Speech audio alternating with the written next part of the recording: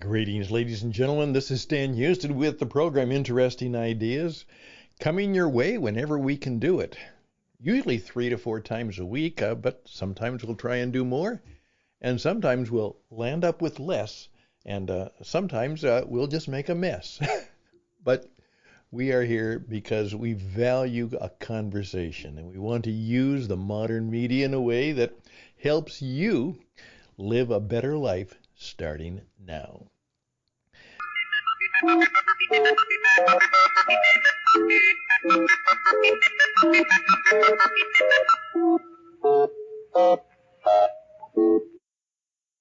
One of the things that has struck me in many ways has been, as I've pointed out, the fact that my friends in the Jewish tradition have found that New Year's is not January 1st. It is starting the New Year's Day, Rosh Hashanah, and then through what is called the Days of Awe. 10 days from Rosh Hashanah until Yom Kippur, the Day of Atonement, the holiest of all the Jewish festival and religious tradition days, which will take place 10 days later. And of course, that means it'll take place on this coming Monday. And I then said, hey, let's talk about that and what it might mean for all of us, no matter what our tradition, or perhaps people with even no tradition, except that they are caught up in what we call life. And how can we live it well? And so it is day 8. And I was struck again by something that happened on another program, another podcast. In fact, I helped produce it. What It Takes Radio is in the business of helping you be on the radio, and we're helping many people do that. And one is a group of friends from Arizona, and it is called the Cowboy Up Podcast. And we've put together 2 old cowboys with lots of life and tradition.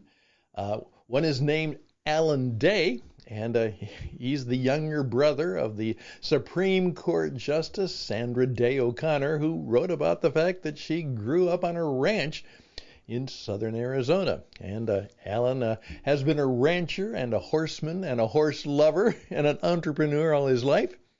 And then Russell True, whose family gave up a place in the corporate world. And when Russell was quite young, about 6 years of age, his father and mother gave it all up and moved to Tucson, Arizona, and started a dude ranch business by taking over a kind of a failing little organization, and has made it now, along with Russell and his family and friends, into a major entertainment and hospitality organization that contributes a lot of good things into the world. And so they are the people who just the other day were talking with an author, a woman who has had an incredible life, a difficult life, a challenging life, but she has accomplished a great deal. And it has not been easy. It's been a lot of adversity. And in their final comments, they said it again. They said, aren't we privileged that we get to talk to people, most of them not really well known perhaps by a few, and maybe a few more who have followed them in their books and their writing and their life. But what is true is they have lived a big life. They have lived a big life. And that's what I'd like to talk about just briefly on this Saturday flowing into the evening, day 8 of the awesome time, a big life.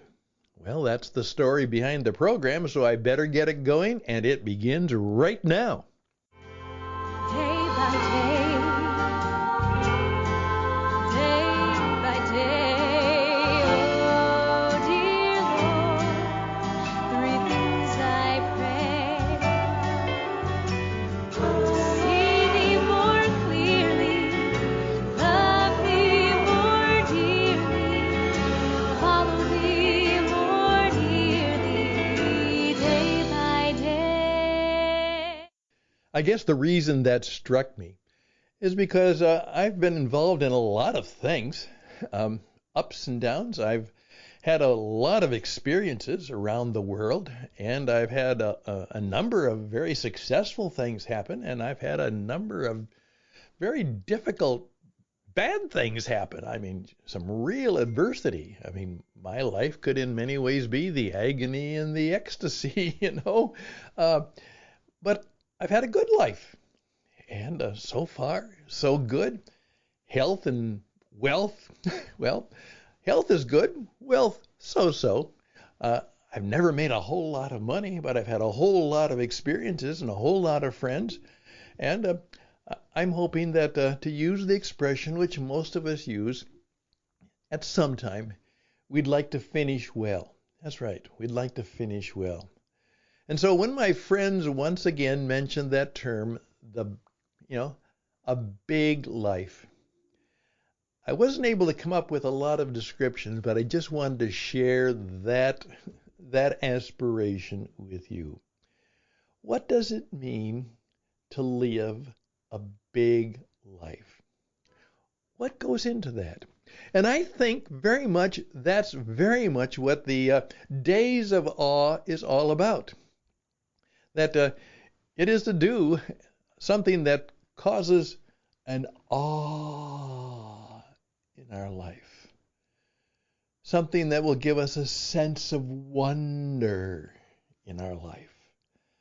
To realize that there may be some incredible spiritual, emotional, relational achievement things that would truly be awesome.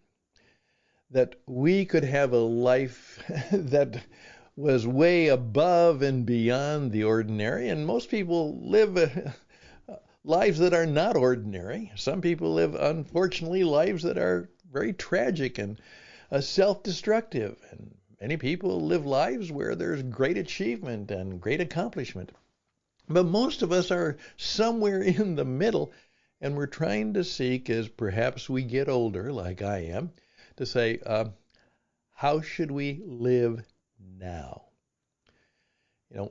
We've done a lot of things in the past, a lot of stories to tell. And of course, the fun thing about the program, the Cowboy Up podcast, is both Russell and Alan have hundreds of cowboy and western and horse stories to tell. And the audience loves, as I said many times, everybody loves to hear a story.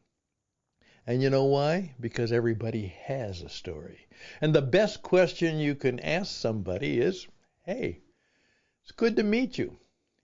Tell me your story. Not what do you do, not who are you, but what's your story? And you yourself will look back at your life right now and say, okay, here's what has happened so far. Here's where I am right now. And can I honestly say that I would like to have a life that is maybe an adventure? And you see, an adventure means you're going to go out and do something, perhaps something that you've never done quite before. And the fact that it's called an adventure means you don't know just where it will end up. It's an adventure. And that's what my friends who oftentimes are in the Western tradition, one person put it this way. They said, chess is a game.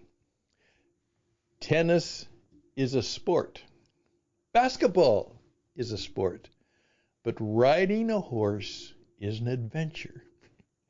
One of the few sports that the ball has a mind of its own.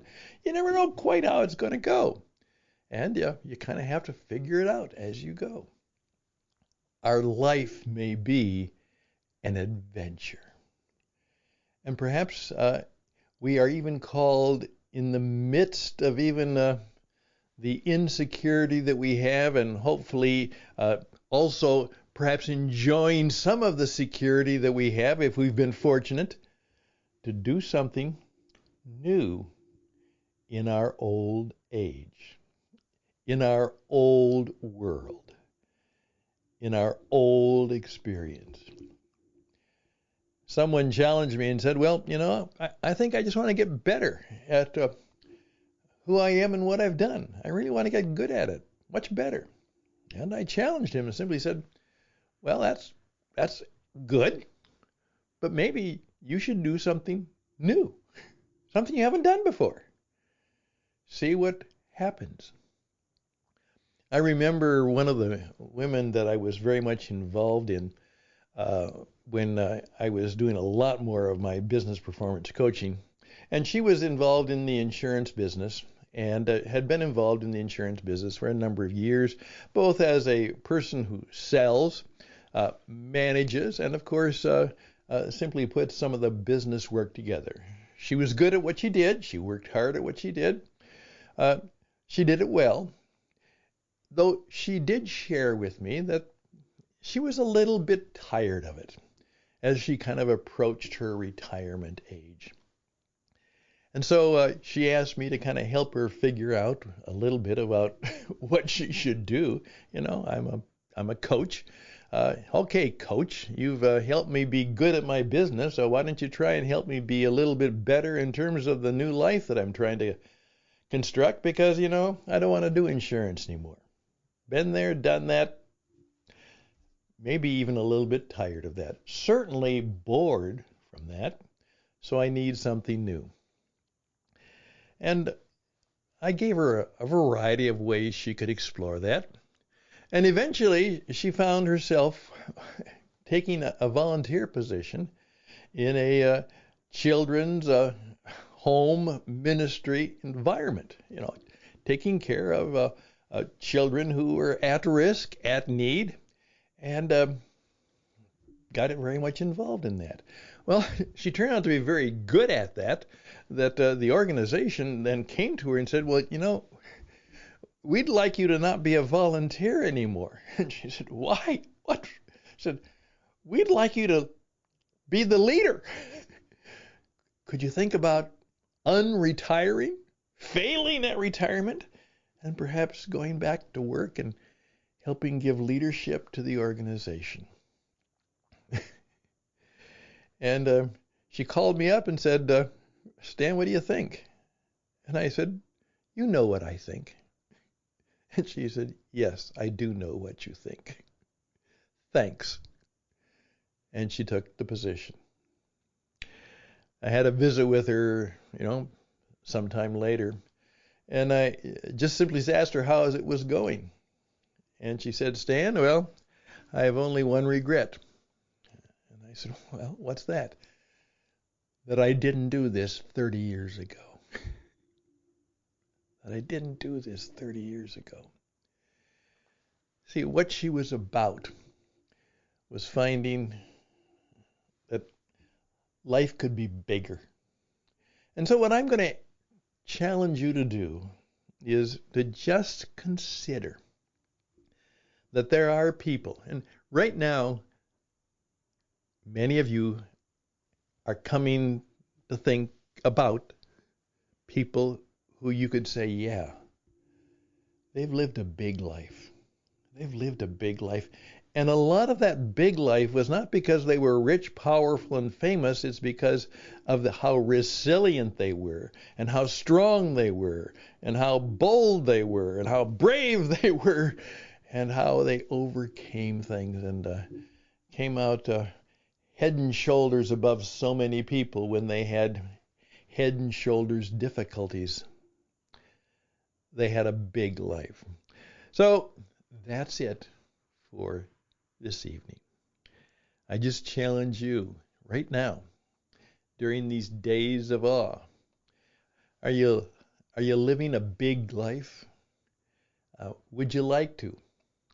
And what would it mean? Where, as the cowboys said, who've lived a pretty unique life themselves, you know what? That woman has lived a big life. I'm Stan Houston. Interesting ideas for your thought and consideration.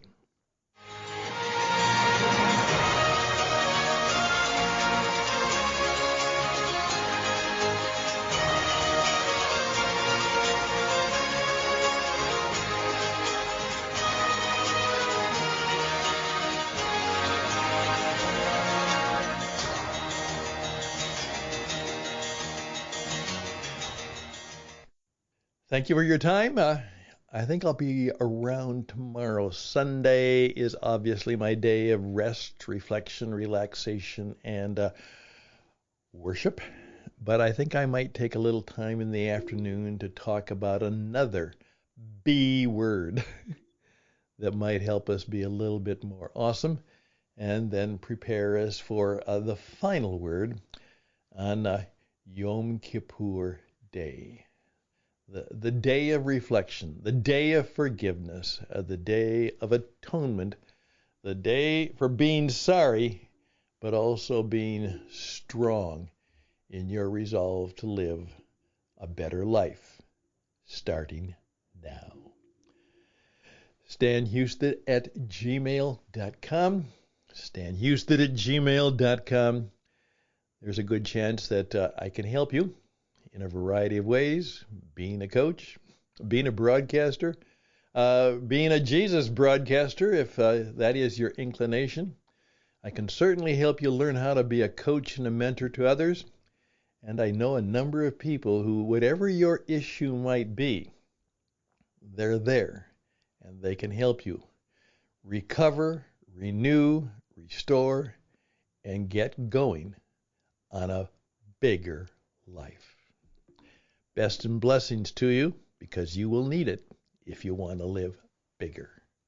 So, bye for now.